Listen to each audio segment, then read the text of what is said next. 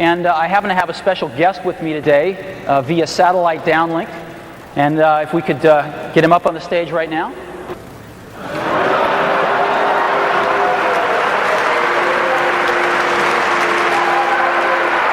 Good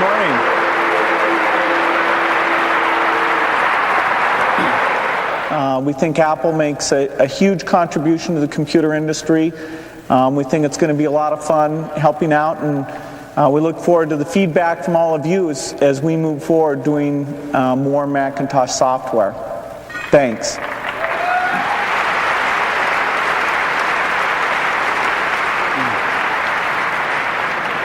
Thank you, Bill.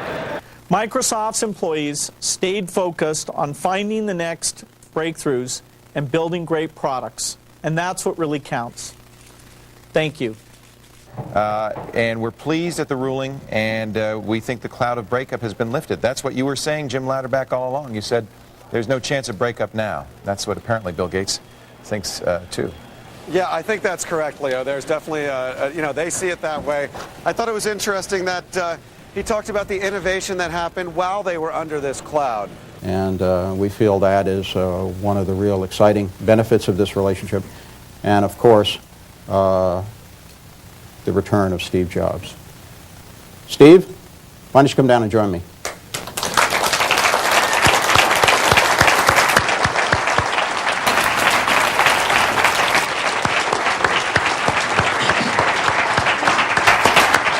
Thank you. Absolutely.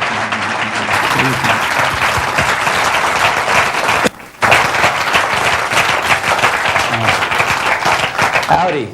We'd like to begin by sharing a brief videotaped message from Yoichiro Kaizaki, the President, CEO, and Chairman of Bridgestone Corporation.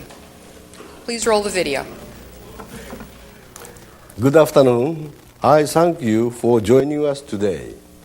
This is a very important day in the history of our company in the Americas. And I believe in our products. I am very honored to be CEO of Bridgestone Firestone. Thank you very much. Now, if I could take some questions. And also if you could tell us how the recall has impacted Firestone sales in particular. Okay, Ms. Candiotti. First of all, the cost. We did announce some time ago that we would take a charge to earnings.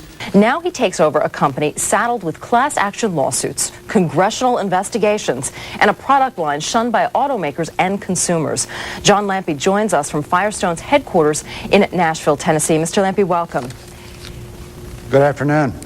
In what you described as your first official act as CEO, you issued an apology to those who suffered losses as a result of problem tires. But when will you have some specific, concrete answers as to what went wrong? We're continuing to investigate that. That's our number one priority. Channel 4's Jim Travis has the latest. It was John Lampe who Bridgestone Firestone sent to face the public after its massive August 9th tire recall.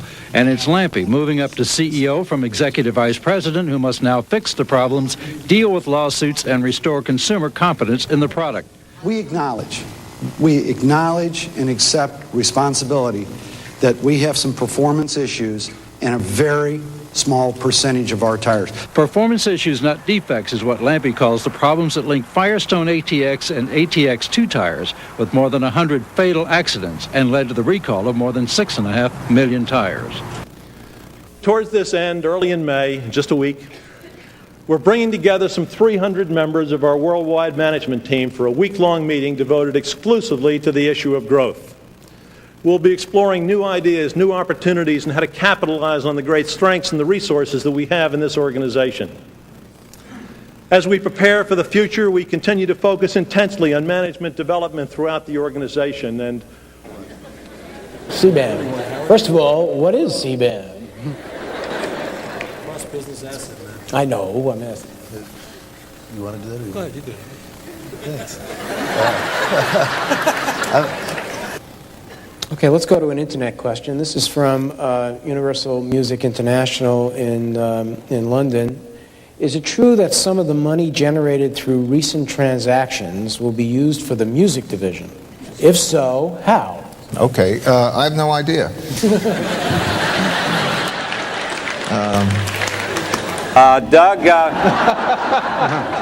Doug sat next to me at the Oakley Thorne Awards lunch last year and told me he'd be back, and Doug, by God, you're back.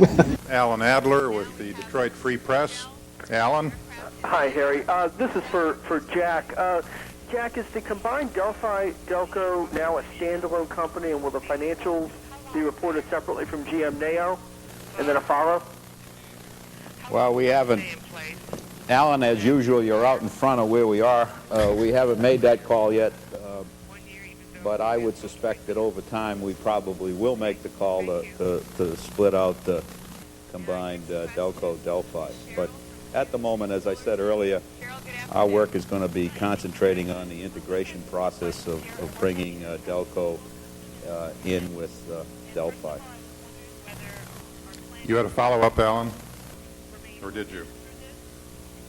So, Lisa, thanks a lot. Let's give them all a hand.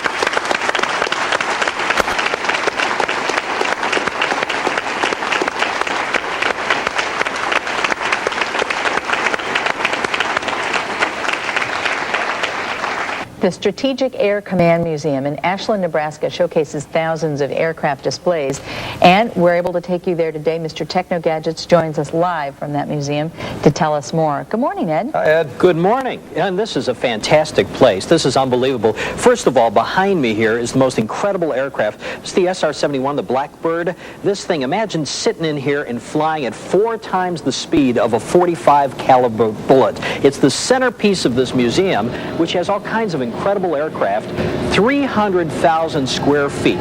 There are 2 huge hangars here filled with aircraft. There's another hangar where they do just restoration on aircraft. This is the most incredible site, and it covers the Strategic Air Command and tells us all about the Strategic Air Command in the Cold War period, and really fills people in on the entire era. It's an incredible undertaking, and it's really hands-on, friendly for kids and that type of thing. You really walk around under these aircraft, look right up at them, and really get a feel for the size and the power in these incredible aircraft that are here. Bruce Rohde is with me, and he's the CEO of Conagra and also the chairman of the museum here. And first of all, just fill in the blanks for some people here. Strategic Air Command, tell us a little bit about it. You're watching 27 News Today.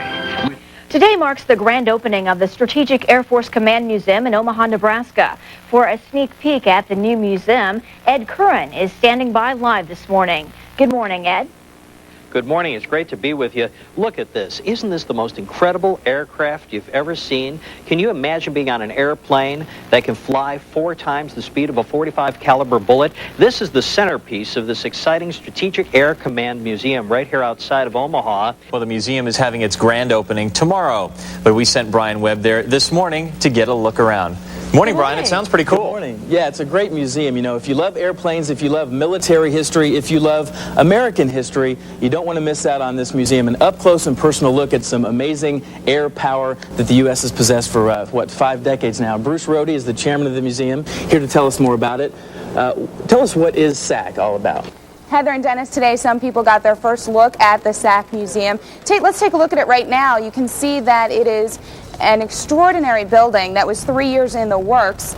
It's the size of over 6 football fields. There are 33 different planes that are on display, everything from the planes themselves to bombs used in the Strategic Air Command.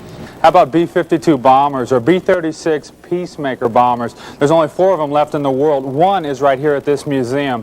And how about this bad boy right here, the SR-71 spy plane? This thing can reach altitude of up to 80,000 feet and speeds of up to Mach 3. Now, let's just jump right in and talk about what's hot in the Neiman Marcus Christmas book this year. Well, I like to think everything's hot, but let me give you some highlights.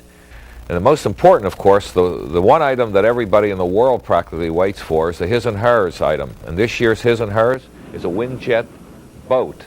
It's powered by 2 Sea-Doos. And this is the most unique, newest in boating. The Sea-Doos, of course, come apart and can become personal water vehicles. They power the boat. They give enough power to the boat so they can pull a water skier. Thank you. Hallelujah. Thank you, Jerome Dean. We Americans like to see America. And the other thing is the romance of the train. That's why we're so excited about what's happening here today. It is fun to get on a train. I love airplanes and I fly every place, but there is no thrill like the clickety-clack, the clickety-clack. For joining us, Amy. It's great to be here. Thanks. Well, let's get started. Why did you choose to become involved with the Lantern Lakes Cookie Classic? Oh, I was invited last year to be the spokesperson for this Cookie Classic, and we had a blast, great response last year, so we're back for the second year in a row with bigger prizes and more chances to win. Now tell us, how does the contest work? Okay, all you have to do to be... Well, obviously we need to talk about the business at hand today, the Masquerade Village. Now, I understand you can take us on a tour. Casino. Uh-huh. The new Masquerade Village. Masquerade show in the sky. Opening tonight. Fabulous show, 36 live performers and suspended floats, which I've never seen before. They all run on a track. Music, dancing, singing, guest participation, bungee jumping dolphin. You see, that is the riverboat, the Mississippi riverboat. Then there is a gondola, straight from Venice, with swans in the bow, and people in costume, very Venetian costumes, of course, in the gondola. And it's just an extraordinary, it's just an amazing thing that they put it together. I don't know how they did. I don't pretend to know, but it's very impressive and a lot of fun to watch. And then down to the wine cellar, you see, where you see $5 million worth of wine, which I've never seen before. I don't know about you, but it's the largest public collection in the world. And then there's a tasting room where you can taste over 200 varieties of wine. And all these fabulous restaurants to go to. The Napa, where I was last night, and Bambaleo, which is wonderful Mexican food. Mama Maria, Italian food. I mean, the opportunities here are endless for feeding this. A beautiful albino python, for example. A lot of snakes in this country. Isn't it gorgeous? This isn't rare. Albino pythons are very rare. The python is not, as far as in Asia, they grow to be over 30 feet long, about 300 to 400 pounds. And so we also teach people why snakes are very important for the preservation of many animals.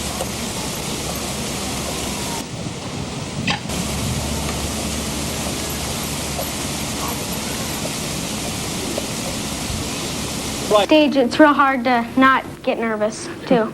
Debbie, do you find this nerve-wracking equally? I'm a wreck, Mark. I'm an absolute wreck. But it's a lot of fun. He's had a good time. Yeah. You find your accommodations. How did you guys get out there in the first place, and where are you staying? We're staying at the Universal Hilton, and we flew Delta Airlines, and the accommodations have been fantastic, and he's had a great time at Universal Studios. Dustin, what are your favorite games? Which ones are you the best at? Tetris and Super Mario Brothers 3, probably. Now, that's the new one, isn't it? Super Mario 3? Yes. Yeah. But is there anything different in terms of playing surfaces or playing implements, or is it essentially the home game that you're accustomed to playing with, or is it all the same, I guess? Noon edition of News 8. Nintendo mania has spread from coast to coast among teenagers and adults. This weekend, 90 of the country's top players competed for top honors. After 2 days of tough competition, the winners emerged. One even set a record for a new high score. Each winner was awarded $10,000 and a new car. Some of those guys don't look old enough to drive.